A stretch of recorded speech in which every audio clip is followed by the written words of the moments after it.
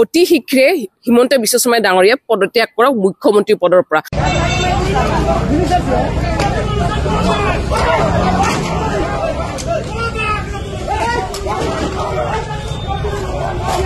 নগাঁৱৰ ৰূপহীহাটত কালি সাংসদ ৰকিবুল হুছেইন আৰু তেখেতৰ পুত্ৰৰ ওপৰত হোৱা বৰ্বৰ আক্ৰমণৰ ঘটনাক লৈ সমগ্ৰ অসম জুৰি সৃষ্টি হৈছে তীব্ৰ প্ৰতিক্ৰিয়া। আৰু এই মুহূৰ্তত আমাৰ হাতত আহি পৰিছে ৰাইজৰ দলৰ কেন্দ্ৰীয় সাংগঠনিক সম্পাদিকা মমী ৰায় চৌধুৰীৰ প্ৰতিক্ৰিয়া। কালি নগাঁৱৰ ৰূপহীহাটত সাংসদ ৰকিবুল হুছেইন আৰু তেখেতৰ পুত্ৰক যি বৰ্বৰভাৱে আক্ৰমণ কৰা হ'ল, এই সন্দৰ্ভত আপুনি কি ক'ব? হয়, যোৱাকালি সাংসদ ৰকিবুল হুছেইন ডাঙৰীয়া আৰু তেখেতৰ পুত্ৰ তানজিল হুছেইন ডাঙৰীয়াক যি আক্ৰমণ কৰিলে সেয়া আমি ৰাইজৰ দলে গৰিহণা দিছোঁ।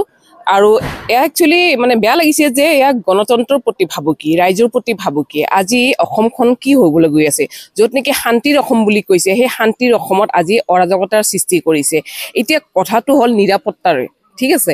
এতিয়া খুদ এজন নিৰ্বাচিত জনপ্ৰতিনিধিৰে যদি মানে নিৰাপত্তা নাই, তেতিয়াহ'লে আমাৰ নিচিনা বা সাধাৰণ ৰাইজৰ অৱস্থা কি হ'ব, কোনফালে আমি গতি কৰি আছো, এইটো বহুত চিন্তাৰ বিষয়। আৰু দ্বিতীয়তে কথা যে এনেকে ৰাস্তাৰ মাজ মজিয়াত কলা কাপোৰ বান্ধি গুণ্ডা বাহিনীয়ে নিৰাপত্তা ৰক্ষীৰ সন্মুখত তেখেতসকলকো গুৰুলাকৈ প্ৰহাৰ কৰাটো এইটো খুবেই দুৰ্ভাগ্যজনক।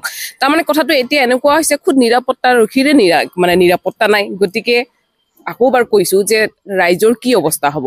এতিয়া আমাৰ মাননীয় হিমন্ত বিশ্ব শৰ্মা ডাঙৰীয়া কয় যে অসমখন শান্তিৰ ফালে আগবাঢ়িছে, প্ৰগতিৰ দিশে আগবাঢ়িছে। প্ৰগতি কি হৈ আছে, শান্তি কি হৈ আছে, তেখেতে ক'ব পাৰিবনে? শান্তিৰ অসমখনত এনেকুৱা হয় নেকি? আৰু কালি হিমন্ত বিশ্ব শৰ্মা ডাঙৰীয়াই বিধানসভাত তেখেতে এটা ৰকিবুল হুছেইন ডাঙৰীয়াৰ ক্ষেত্ৰত এইটো ক'লে যে সেইটো তেওঁৰ জেগা নহয়, সেইটো ৰকিবুল হুছেইন ডাঙৰীয়াৰ জেগা, ৰূপহীহাট চামুগুৰি। গতিকে তাততো কলা কাপোৰ বান্ধি আহিব। আৰু কথা হৈছে কি যে কলা কাপোৰ বান্ধাটো ডাঙৰ কথা নহয়। কথাটো হৈছে যে এই ঘটনাবিলাক হ'বলৈ কিহৰ কাৰণে পালে।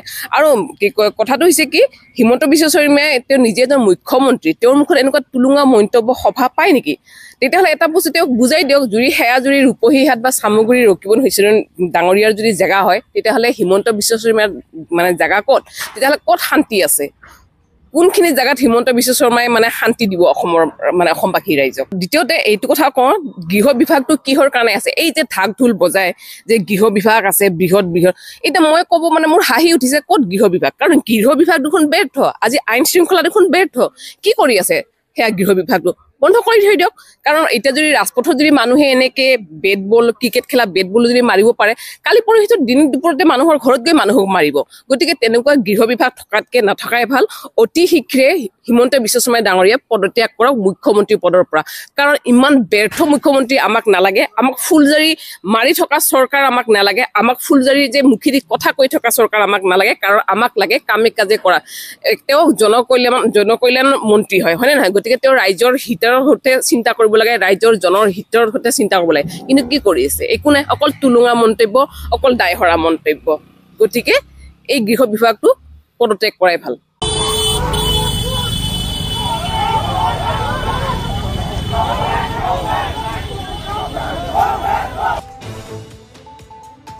News desk report, news time 3।